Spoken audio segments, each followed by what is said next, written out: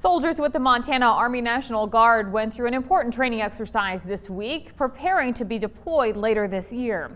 MTN's Jonathan Ambarian looks at why the skills they learned here could be especially important in the field. On Monday and Tuesday, dozens of Montana National Guard soldiers were at work in the hills of Fort Harrison. The first of the 189th General Support Aviation Battalion took part in a personnel recovery exercise. The training is based on what soldiers would need to do if a helicopter went down in a dangerous area. We're always training for the bad day in the military. We never assume that everything's going to go real well. But so this is one of those bad day scenarios.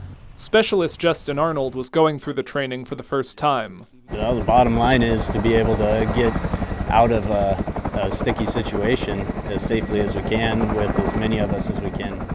Soldiers are practicing a variety of techniques they may need in an emergency situation: land navigation, communication, signaling, and putting on protective equipment.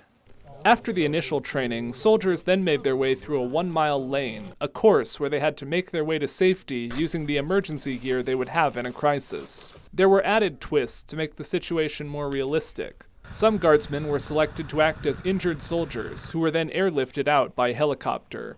They also had to deal with simulated gunfire and evade search dogs.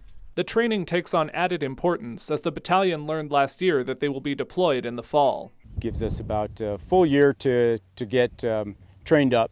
Commanders say exercises like this ensure they're ready for any situation they could face overseas. There's always anxiety, but we put our soldiers through this training, to build their confidence, to ensure their safety. That's exactly why we train. This is why we do this, to go and do things for our country, and this training helps us accomplish our missions. In Helena, Jonathan Ambarian, MTN News. Aviation crews have to receive this kind of personnel recovery training every year. Military leaders approved the specific exercise to count as part of the battalion's required pre-deployment training.